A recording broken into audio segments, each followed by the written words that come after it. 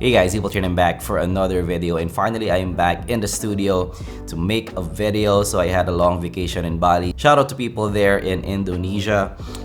Your country is awesome. So now we're gonna take a look at Final E Audio Ultimate Comparison. We have the E1000, E2000, and E3000. We're gonna compare them and choose a winner and find what IEM is for you.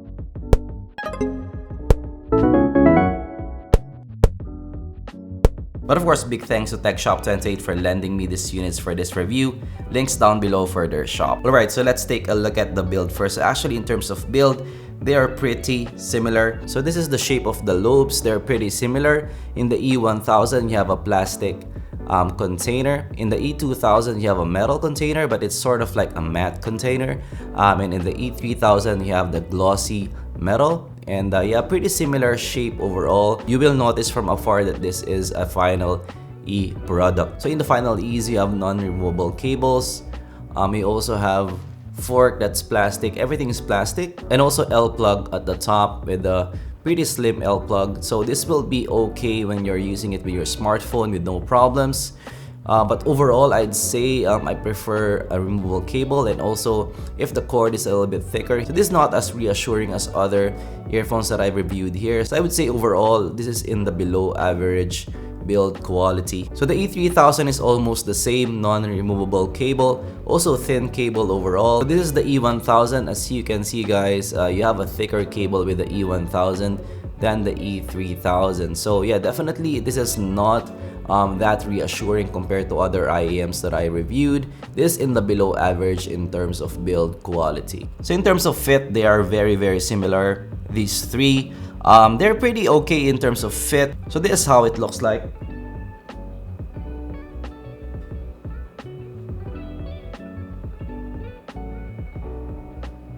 So it is very small, it's very light also. So I would say comfort-wise, it's very good.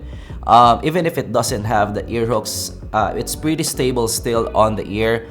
Maybe because of the tips that they included here. So typically you'll wear this like this because this doesn't have ear hooks. You can still wear this in an ear hooks kind of design like this.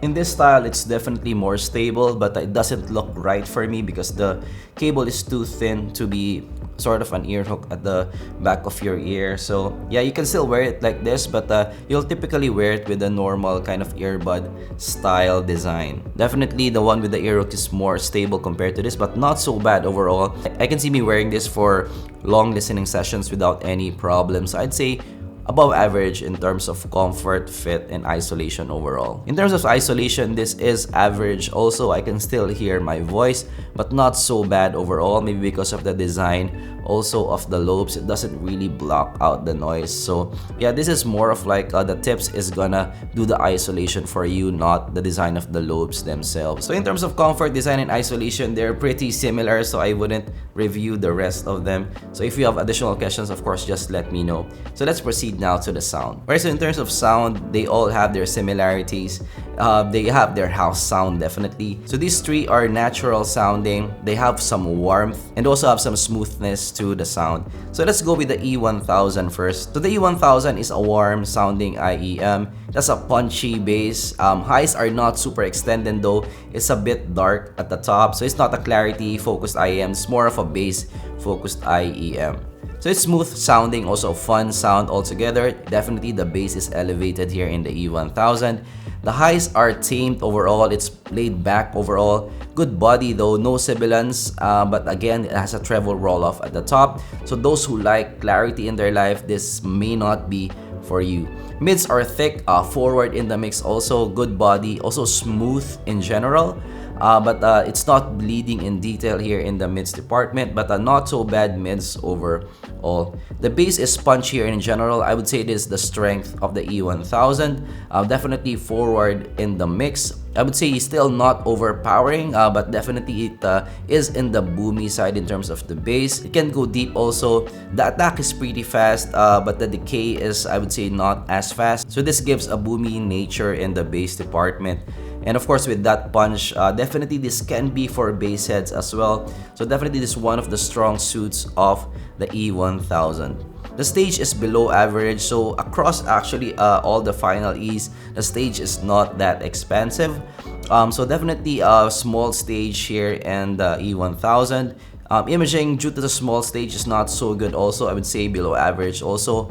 Imaging is not that highlighted. So average also in terms of imaging. Separation, due to the smooth nature of the sound, separation again is not the strong suit of the E1000. So yes, for those who like warmth in their life, a soothing listen, a laid back listen, the E1000 might be for you. Personally, I find that the highs are too rolled off for my taste, and also the stage is too small for me. I would prefer other earphones in the price range for me as a daily driver over the E1000. But of course, definitely if you like warmth in your life, this may be for you. But don't fret, we have the E2000 next in our comparison. So the E2000 fixed some issues that I had with the E1000, and I guess that's warranted because this is almost 2 times the price of the E1000. The E1000 is $26. The E2000 is around $40 to $50. So the E2000 is a V-shaped sound, slight recession in the mids department, but also slight elevation in the bass department. So again, it has warmth here in the E2000. So one of the key things that's different here over the 1000 is they upgraded the clarity here in the E2000, and also better separation and also bigger stage in the E2000. So definitely this is an upgrade over the E1000. So the E2000 again is smooth sounding, fun sound again here in the E2000, natural in tonality, much like the E1000. So that is sort of their house sound here, some bass and also natural in tonality. The highs are better than the E1000. It has more shimmer in the 2000s, less veiled highs here, less laid back here in the E2000s overall. But still, it has a smoothness to it. It's not aggressive highs. Still laid back here, but definitely this is more extended in the highs department. No sibilance here still also. I would say energetic highs overall. This is very nice for a relaxed listen. The mids are thick here in the E2000s, thicker compared to the E1000. Horn in the mix also not that recessed. It also has some punch here, so definitely delivers good energy still in the mids department here. This is not the thickest mids that I heard, definitely, but I would say nice mids here overall. This very listenable mids. This is better compared to the E1000. Bass. The bass here is similar to what you get with the E1000. It has also some punch and also forward in the mix. So the bass here is faster compared to the E1000. It's still in the boomy side, but definitely faster bass here. A bit tighter bass here in the E2000. This has a more energetic bass compared to the E1000. So again, for bass heads, you might find this more exciting to listen to. It also goes deeper than the 1000s. Doesn't overpower the rest of the spectrum. So yes, still very good bass here. One of the key strengths again in the E2000s, much like the E1000. So the stage here now is above average. That's a bigger stage compared to the 1000s. I find that the 1000s is too small for my taste. The E2000 is definitely better. Imaging now again is better here, better than the E1000. Sound overall is still smooth, but the imaging is better. You can pinpoint the instruments better, but it's still smooth here. So the separation is still not black and white, but definitely better compared to the E1000. It's easier to pinpoint instruments here, but definitely it's not something that you want to use if you want to monitor. So overall, this is still a laid-back listen, much like the E1000, but the detail retrieval here is better. It has more clarity on top. It has more extended highs and also bass, and also more energetic sound altogether, a more fun sound altogether.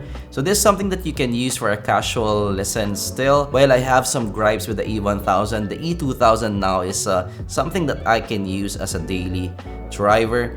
So this is not bleeding in detail, but this is a warm, approachable kind of sound. Something that you can listen to for maybe 4 to 8 hours without any problem. Very nice for a casual listen here in the E2000. Now compared to the E3000, so right off the bat, the E3000 definitely is my favorite across this group. Some people prefer the E2000. For me, I prefer the E3000 across this group. So the main upgrade in the E3000 is the highs are even better in the E3000. Again, better separation, even better separation, and a more balanced sound overall compared to the E2000. So the E3000 still has a V-shaped sound, slight recessed mids, still elevated bass in the E3000, but less elevated compared to the E2000. So E2000 is warmer. If you are a bass head, maybe the E2000 is something that you might like. So the E3000 is more balanced sound overall. So again, in the E3000, it's a natural tonality,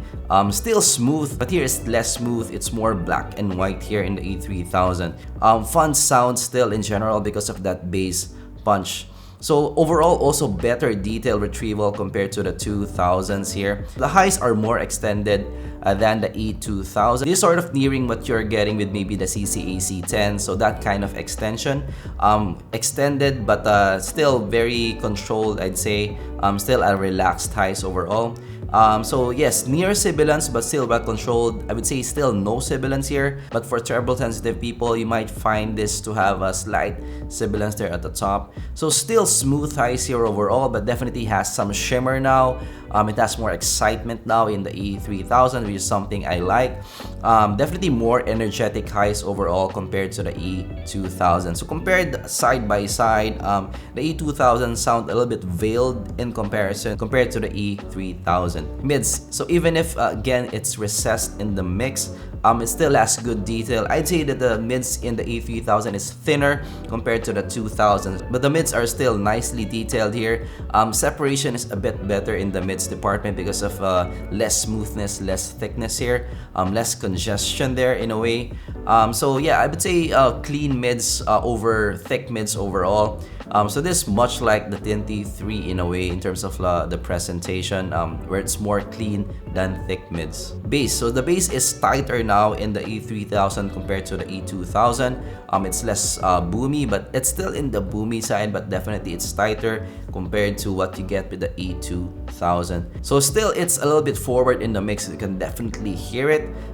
Also good body and also good energy in the bass department. So the bass sounds again about right here, not overpowering. It's less overpowering compared to the E2000, so it's more integrated in the mix over the E2000. So the stage is above average, very similar to the 2000. So I'd say this is kind of the identity of Final E's. It's not expansive soundstage, and it shows here also in the E3000. So the imaging also is above average, better than the 2000s. Overall, the separation in the 3000s is better compared to the 2000s. Separation is, I'd say, one of the key upgrades in the 3000s. So E3000s for me is the best sounding Final E for me in this comparison. I guess that's warranted because it's the highest end of the lot. It's a nice, pleasing listen. But again, this is definitely differently tuned. So the E1000 is for those who like absolute warmth in their life. This is the warmest sounding. The E2000 is in the middle. It's like it has some warmth and also some highs at the top. In the E3000 is the least warm of the group. It has the most clarity at the top. So they're different sounding. Definitely if you like warmth in your life, E1000, E2000. If you like clarity, E3000 and E2000 can be. So the E2000 is sort of in the middle. It will be up to you what you like in the end, but definitely for me, the E3000 is something that I can use as a daily driver. It is the one that I will keep if I'm gonna buy a Final E. So of course, this is the comparison between Final E's. If you like more comparisons, if you have additional questions, let me know. I'm sure this is already a lengthy video. I'm probably gonna make a review for each IEMs and compare them with other KZs. That will be a really interesting video still altogether. But definitely the Final E's is a different offering in the market. I'd say it's warranted that they are in the market. They have their own place in the market. But it will be interesting to know how they compare with the other Chi-Fi manufacturers. But of course, subscribe and stay tuned for that here in zpolt Labs. I'm gonna have that soon. And of course, big thanks again to TechShop28 for lending me this 3 for this ultimate comparison. And of course, let me know what you think of the Final E's. Have you heard of them? Do you like them? Let me know also down below. And of course, leave a like if you learned something. And I'm gonna see you guys in the next video. Goodbye.